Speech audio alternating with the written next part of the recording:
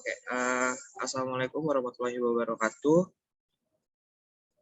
Kami dari kelompok rekayasa lalu lintas akan mempresentasikan tentang analisis karakteristik dan tingkat pelayanan fasilitas pejalan kaki di daerah Sudirman, Jakarta. Nama-nama kelompoknya ada saya sendiri, Patrick, ada Berliana, ada Nabila, ada Aditya, ada Ahmad Rizal, ada Alia, dan terakhir ada Tauhid. Boleh dilanjut?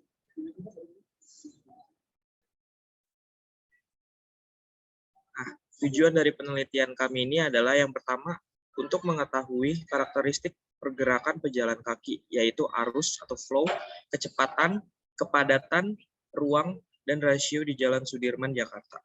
Yang kedua, untuk mengetahui tingkat pelayanan pedestrian di Jalan Sudirman, Jakarta. Yang ketiga, untuk mengetahui kenyamanan pejalan kaki di Jalan Sudirman, Jakarta. Boleh lanjut.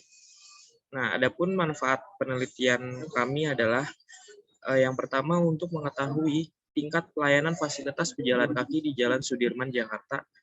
Yang kedua untuk menambah pengetahuan mengenai karakteristik pejalan kaki Jalan Sudirman, Jakarta. Dan yang terakhir adalah memberikan sumbangan pemikiran kepada pemerintah daerah Jakarta dalam merencanakan fasilitas pejalan kaki di Jalan Sudirman, Jakarta. Selanjutnya boleh dilanjut oleh Ahmad Rizal. Jalur pejalan kaki.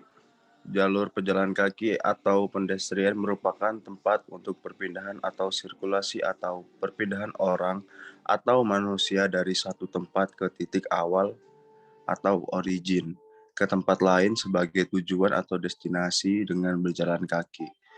Jalur pejalan kaki atau pedestrian line menurut Peraturan Presiden Nomor 43 Tahun 1993 tentang Prasarana Jalan Pasal 39 adalah termaksud fasilitas mendukung, yaitu fasilitas yang disediakan untuk mendukung kegiatan lalu lintas dan angkutan jalan baik yang berada di badan jalan maupun yang berada di luar badan jalan dalam rangka keselamatan, keamanan, ketertiban, dan kelancaran lalu lintas, serta memberikan kemudahan bagi pemakai jalan.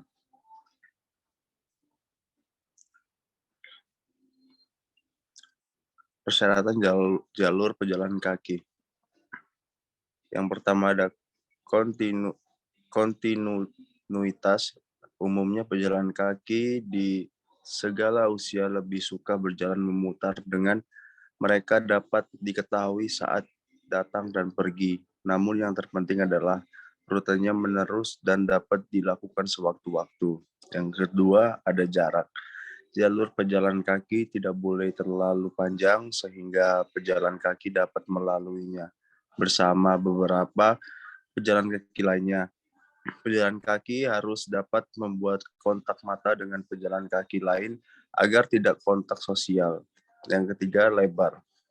Beberapa pejalan kaki menyukai berjalan-jalan bersama. Jadi sangatlah ideal bila jalur pedestrian memiliki lebar yang cukup untuk dua orang berpapasan atau sama lainnya tanpa canggung untuk menyela suatu percakapan. Jalur pedestrian akan baik dan harmonis bila terdapat elemen pendukung atau street furniture. Next, Berliana. Karakteristik pejalan kaki Jalan Sudirman. Arus atau flow pejalan kaki. Arus pejalan kaki adalah jumlah rata-rata pejalan kaki yang melewati satu titik persatuan waktu. Rumusnya itu Q sama dengan N per T, di mana Q adalah arus pejalan kaki orang per meter per detik. N sama dengan jumlah pejalan kaki yang lewat orang per meter. T sama dengan waktu penghambat dalam kurung menit. Kecepatan speed atau pejalan kaki, kecepatan pejalan kaki adalah rata-rata kecepatan dari pejalan kaki biasanya dinyatakan dalam satuan meter per detik. Rumusnya itu V sama dengan L per T, di mana V kecepatan pejalan kaki, L sama dengan panjang penggal pengamatan, T sama dengan waktu tempuh pejalan kaki yang lewat. Padatan atau density pejalan kaki. Kepadatan adalah jumlah pejalan kaki per satuan luas trotoar tertentu. Rumus yang digunakan D sama dengan Q per VS, di mana D sama dengan kepadatan, Q sama dengan arus, VS sama dengan kecepatan rata-rata ruang. Ruang atau space pejalan kaki. Ruang untuk pejalan kaki merupakan luas area rata-rata yang tersedia untuk masing-masing pejalan kaki yang dirumuskan dalam satuan meter per satuan meter kubik pejalan kaki. Rumusnya itu S sama dengan VS per Q sama dengan 1 per D, di mana S sama dengan ruang pejalan kaki, D sama dengan kepadatan, Q sama dengan arus, VS sama dengan kecepatan rata-rata ruang.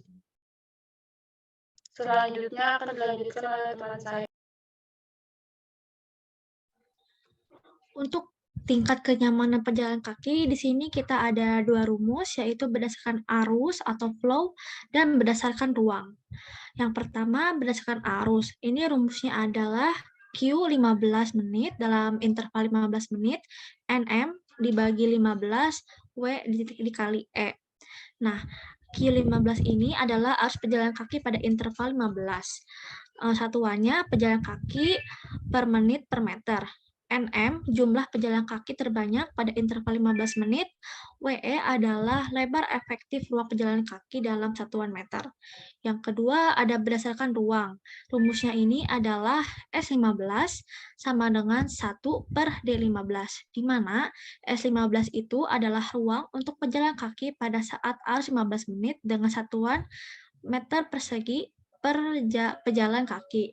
Di 15 ini adalah kepadatan pada saat arus 15 menit yang terbesar, dengan satuan pejalan kaki per meter persegi. Lanjut. Nah, ini adalah perhitungan karakteristik pejalan kaki dan tingkat pelayanannya. Lanjut. Yang pertama, ada arus atau flow pejalan kaki. Perhitungan arus flow pejalan kaki pada Senin 5 Desember 2022 pukul 18 sampai 18.15 di daerah Sudirman, Jakarta sebagai berikut. Jumlah pejalan kaki pada jam tersebut yaitu 106 orang, lebar jalur pejalan kakinya itu adalah 8 meter. Maka arus flow-nya ini adalah 106 pejalan kaki dibagi 16 menit dibagi 8 meter. Maka hasilnya ini adalah 0,883 pejalan kaki per menit per meter. Yang kedua ada kecepatan atau speed pejalan kaki. Diketahui L-nya ini adalah 4 meter. Maka perhitungannya ini adalah L dibagi T dibagi 60. L ini adalah 4 meter dikali T dibagi 60, maka hasilnya ini adalah 240 T.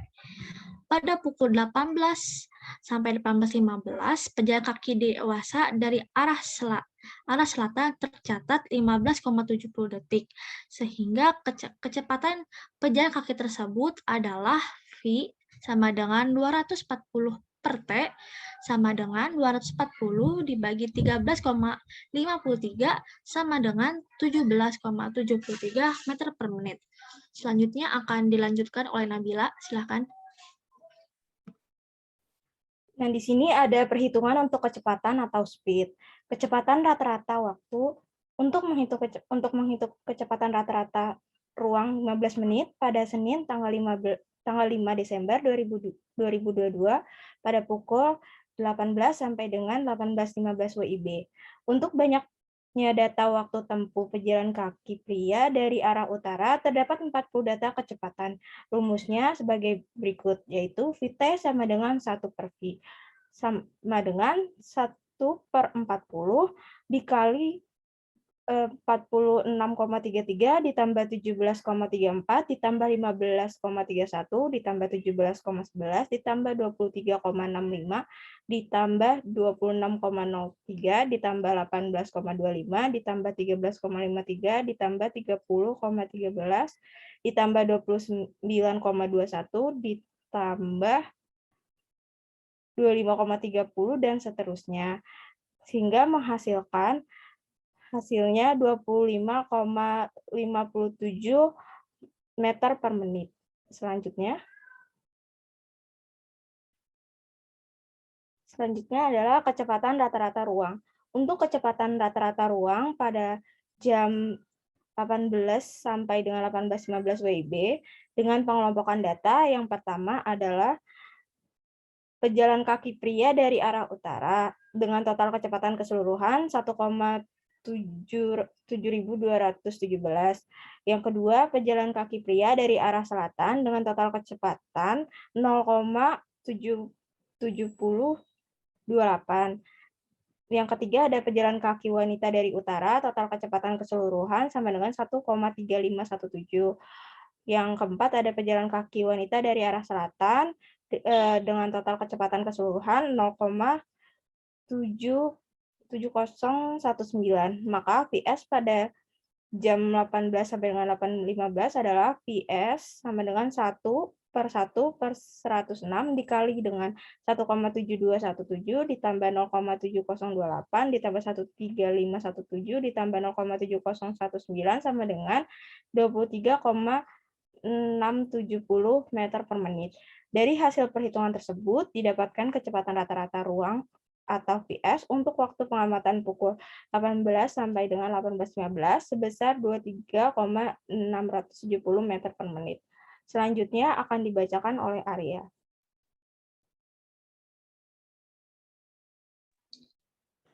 Kepadatan atau density pejalan kaki. Perhitungan pada jam 18 sampai 18.15, di mana diketahui besarnya arus atau flow pejalan kaki Q sama dengan 1,35 pejalan kaki per menit per meter. Dan besar kecepatan rata-rata ruang VS adalah 23,76 meter per menit.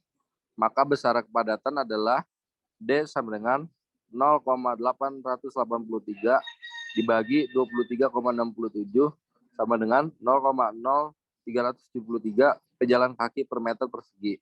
Data ruang atau space pejalan kaki. Perhitungan pada jam 18 sampai 18.15, di mana diketahui kepadatan adalah sebesar 0,0373 pejalan kaki per meter persegi, maka luasnya ruang yang tersedia untuk pejalan kaki adalah S1/0,0373 sama dengan 26,8 meter persegi pejalan kaki. Next. Tingkat pelayanan berdasarkan arus Q15 sama dengan NM/15 W dikali E sama dengan 106/15 dikali 8 sama dengan 56,553 pejalan kaki per menit per meter berdasarkan ruang S15 1/D15 sama dengan 1/0,373 sama dengan 2,6809 meter persegi per pejalan kaki. Pada kategori E ini, yaitu kecepatan pejalan kaki tergolong normal, namun terbatas dan memerlukan penyesuaian gaya berjalan. Pejalan kaki dapat berjalan dengan kecepatan yang sama, namun pergerakan akan relatif lambat dan tidak teratur ketika banyak pejalan kaki yang berbalik arah atau berhenti. Standar M mulai tidak nyaman merupakan ambang bawah dari kapasitas rencana ruang jalan kaki. Luas jalur lebih besar dari 0,5 sampai 1,3 meter persegi per orang dengan arus lebih dari 49 hingga 75 orang per menit. Selanjutnya dibacakan oleh Adit.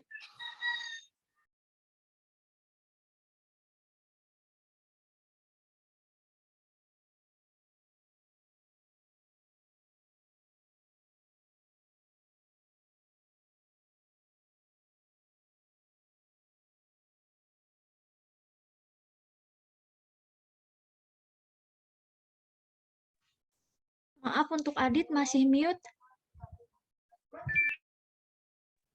Sorry. Berikutnya ada uji validasi yang merupakan suatu uji yang akan menentukan apakah instrumen yang akan digunakan valid atau tidak. Hasil suatu instrumen dapat dikatakan valid apabila nilai korelasinya R hitung lebih besar daripada R tabel. Dan level of significance atau A sebesar 0,05. Nah, pada pengujian kali ini, instrumen menggunakan sampel sebanyak 30 orang. Nah, dari penelitian ini dapat disimpulkan bahwa pejalan kaki di daerah Sudirman merasa nyaman, dan hal ini ditujukan dari hasil pengamatan yang diperoleh menggunakan SPSS dengan menguji nilai validasi. Untuk meningkatkan rasa keamanan dan kenyamanan, responden yang membutuhkan fasilitas seperti trotoar, rambu jalan, dan peneduh jalan.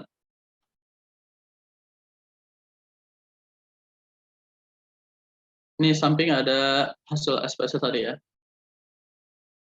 Nah, kesimpulannya, dari hasil penelitian dan pembahasan maka dapat diambil bahwa satu karakteristik pejalan kaki di Jalan Sudirman adalah arus pejalan kaki sebesar 0,883 perjalanan kaki per menit per meter. Lalu kecepatan rata-rata ruang 23,670 meter per menit. Kepadatan pejalan kaki sebesar 0,0373 perjalanan kaki per meter kuadrat. Lalu ruang pejalan kaki sebesar 26,80 meter kuadrat per perjalanan. Nah, yang kedua, tingkat pelayanan. Berdasarkan hasil dari besarnya arus dan nilai ruang pejalan kaki untuk interval 15 menit, tingkat pelayanan pejalan kaki di Jalan Sudirman termasuk pada kategori tingkat pelayanan E. Saran survei sebaiknya dilengkapi dengan video syuting guna ketelitian dalam perhitungan arus dan kapasitas lainnya. Lalu untuk memberi kenyamanan pejalan kaki, maka disarankan memperhatikan kondisi fisik trotoar. Lalu studi lebih lanjut dilakukan di penggal jalan yang berbeda sebagai perbandingan. Selesai. Oke, demikian presentasi dari kelompok kami. Kurang lebihnya mohon maaf. Assalamualaikum warahmatullahi wabarakatuh.